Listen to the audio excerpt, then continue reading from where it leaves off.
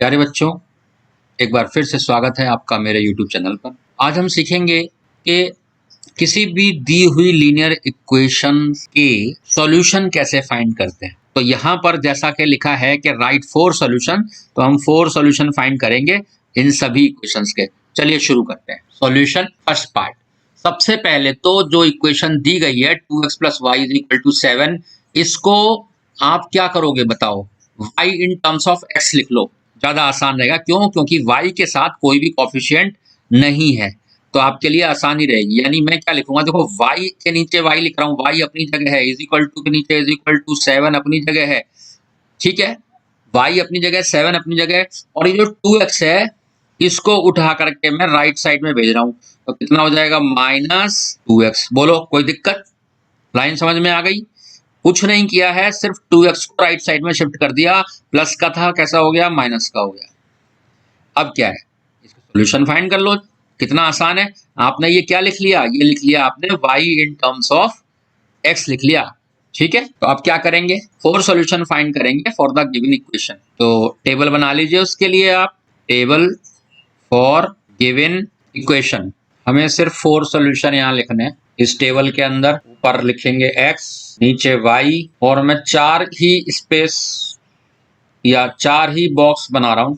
अब यहां पर ये जो इक्वेशन आपने बनाई है, इसमें x की जगह पे कुछ वैल्यू रख दीजिए अपने मन से, कुछ भी रखिए। जैसे मान लीजिए x के पे 0 रखना चाहता हूं मैं, 1 रखना चाहता हूं, 2 रखना चाहता हूं, 3 रखना चाहता हूं, कोई भी नंबर जो आपका मन करे। तो अगर आप यहाँ 0 रखोगे तो 2 इंटू एक्स यानी 2 इंटू 0 कितना हो जाएगा बताओ? दिमाग में सॉल्व करो। 2 इंटू 0 कोई बड़ी चीज नहीं है, बहुत कठिन नहीं है, कोई रॉकेट साइंस नहीं है, बड़ी ही आसानी से तुम 4 सोल्यूशन निकाल सकते हो। तो 2 इंटू 0 तो हो गया, ये सारी की सारी वैल्यू 0, और 7 में से कह रहा है 0 को माइनस कर दो, तो कितना आ जाएगा? 7, यानी y की वैल्यू 7 आ गई। चलो अब 1 रखो यहाँ पे, तो 2 इंटू 1, 2 1 ज़ा 2, और 7 माइनस 2 कितना हो जाएगा बताओ? 5। यहाँ रखो। अब ये 2 है ना, इसकी वैल्यू मैंने यहाँ 2 रखना चाहता हूँ, तो 2 2 2 ज़ा 4, और 7 माइनस 4 3। अब ये देखिए 3 रखना चाहता हूँ मैं यहाँ पे x की जगह पे। ये x की वैल्यू है ना, x की वैल्यू कितनी रख रहे हैं हम? ये 0 1 2 3, 3 रखना चाहता हूँ, तो 3 2 ज़ा 6, और 7 माइनस 6 1, ठीक है। तो 4 सॉल्यूशंस अब आप लिख दीजिए। कितना आसान है देखो, 4 सॉल्यूशंस आर क्या हुए, लिख दीजिए 0, 7, फिर 1, 5, फिर 2, 3, एंड 3, 1। हो गए आंसर? बताइए, कुछ कठिन है? कुछ भी नहीं। चलिए नेक्स्ट क्वेश्चन। यहां भी देखो, सीखो। मैं क्या कर रहा हूं? y in terms of x लिख रहा हूं। y इज इक्वल टू 9, और ये जो पाई x है इसको उठा के राइट साइड में भेज रहा हूं, तो माइनस का पाई x हो जाएगा। बोलो ठीक है? आ गया? अब इसका फिर से टेबल बना लो, और उसके अंदर टोटल 5 बॉक्स बना लो, क्योंकि 4 हमें सॉल्यूशन निकालने हैं। ऊपर लिखो x, नीचे लिखो y। अब बताओ, y की वैल्यू फाइंड करना चाहते हैं, x की डिफरेंट वैल्यूज रखेंगे। x की वैल्यू क्या है? x की जगह पे आप क्या रख सकते हो? 0 1 2 3, ये वैल्यूज मैं रखना चाहता हूं इस दी गई इक्वेशन में। अब देखो, जब यहाँ x की जगह पे 0 होगा, तो किसी भी नंबर से अगर 0 को मल्टीप्लाई करते हैं तो क्या आता है? 0 हो जाता है, 0 हो जाएगा। और 9 माइनस 0 कितना हो गया भाई? 9 में से 0 माइनस करेंगे तो क्या आएगा? आंसर 9 ही आएगा। तो यानी y की वैल्यू आ गई 9। चलिए 1 रख दीजिए, तो आपके पास y की वैल्यू कितनी आ जाएगी? जब यहाँ 1 रखेंगे तो 1 पाई हो जाएगा, यानी 9 माइनस, अब 1 पाई तो लिखूंगा नहीं, सिर्फ पाई लिखूंगा, ठीक है। यहाँ 2 रख दीजिए, तो आपके पास आंसर आ जाएगा 9 माइनस 2 पाई, और 3 रख दीजिए। ये देखिए x की वैल्यू आप 3 लिखना चाहते हैं, तो 3 जैसी लिखेंगे तो 3 पाई हो जाएगा, यानी 9 माइनस 3 पाई। फिर से वही 4 सॉल्यूशंस आर लिखिए क्या क्या है? 0, 9। दूसरा बताइए 1 कॉमा 9 माइनस पाई, तीसरा बताइए 2 कॉमा 9 माइनस 2 पाई, एंड चौथा सॉल्यूशन क्या है 3 कॉमा 9 माइनस 3 पाई।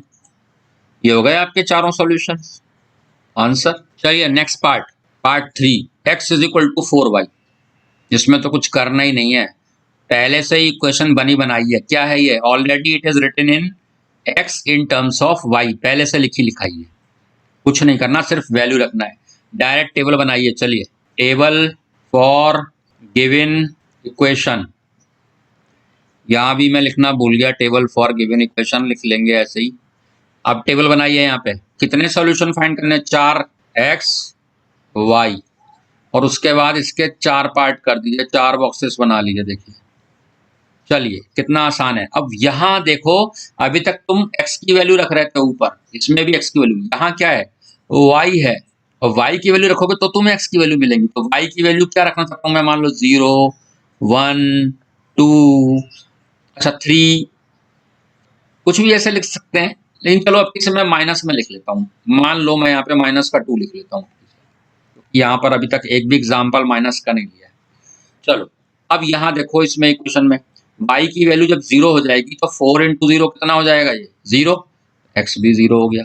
y की वैल्यू 1 रखोगे, ये यहाँ से उठा के ये 1 वैल्यू जब यहाँ रखोगे तो 4 इंटू 1 कितना हो गया बताओ, 4। अच्छा 2 रखो, अब ये वैल्यू जो 2 है इसमें रखो y की जगह पे, तो 2 हो गया, तो 2 इंटू 4 कितना हो गया, 4 टू ज़ा 8। अब ये देखो -2 रखो, अगर यहाँ -2 रखते हो y की जगह पे तो भाई 4 इंटू -2 कितना हो जाएगा बताओ, -8 हो जाएगा। तो यहाँ पर आंसर ये आ गया -8। ठीक है, तो 4 सॉल्यूशंस फिर से आपके 4 सॉल्यूशंस आर, 4 ही पूछे ना तो अपन को 4 लिखेंगे हम।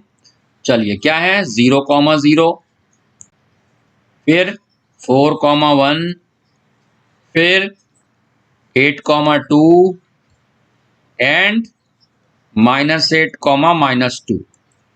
पहले x लिखते हैं, x की वैल्यू 0, फिर y की वैल्यू देखो, यहाँ भी देखो -8 है ना, x की वैल्यू क्या है -8 और y की वैल्यू क्या है -2, तो -8, -2 ऐसे।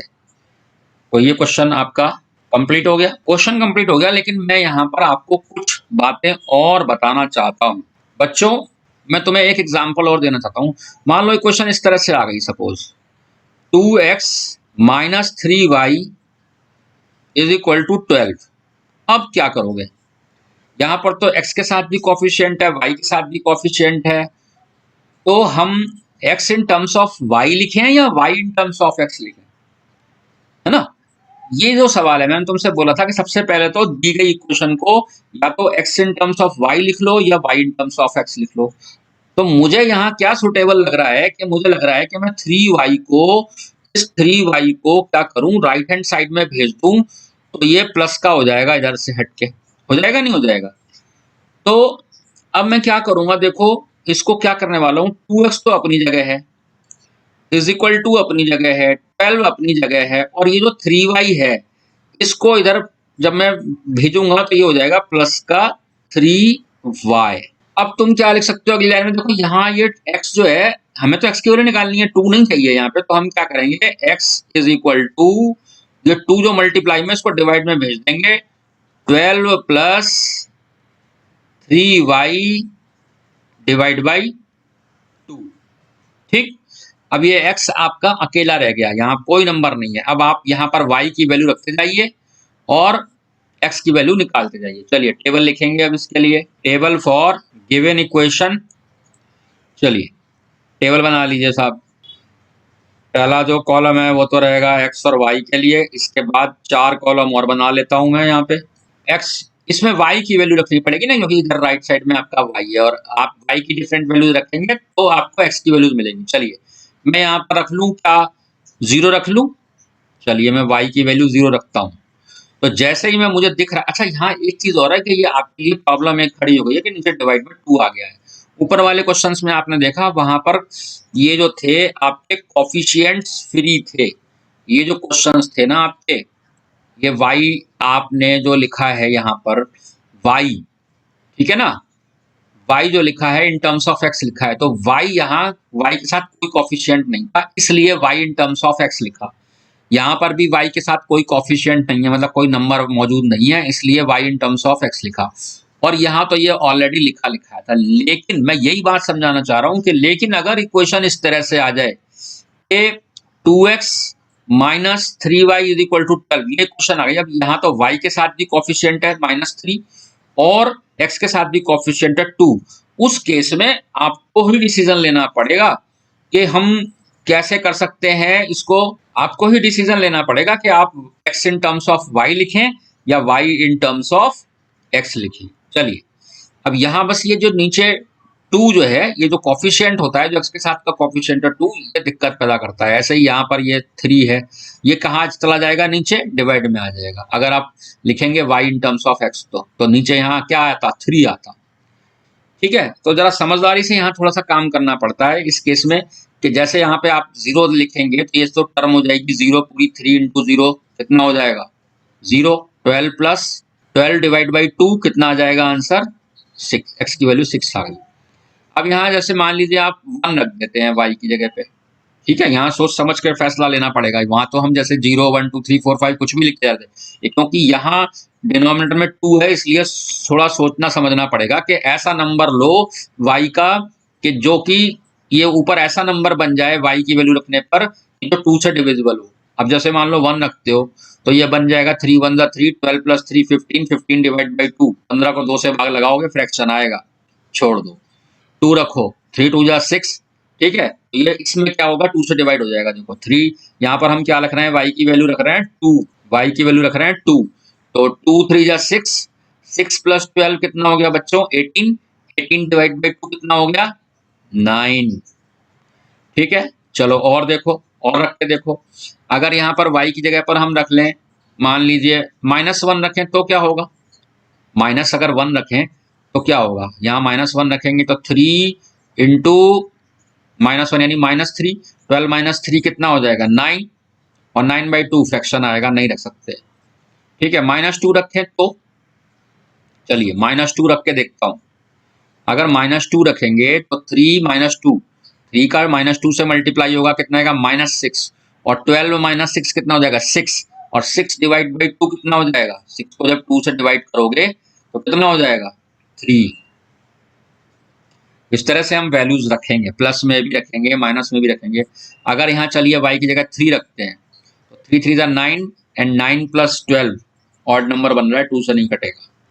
चलिए 4 रख लीजिए, 4 3 जा 12, हाँ 4 रख सकता हूँ, x y की जगह 4 रखूंगा, 4 3 जा 12, 12 प्लस 12 क्या बना, 12 प्लस 12 बना 24, 24 divide by 2, 24 divide by 2 means 12।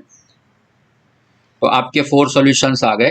4 solutions are क्या है, 6, 0, 9, 2, 3, -2 एंड 12, 4। ठीक है, तो ये आपके चारों सॉल्यूशन आ गए। उम्मीद करता हूं कि आपको ये क्वेश्चन अच्छे से समझ में आ गया होगा। Thanks for watching.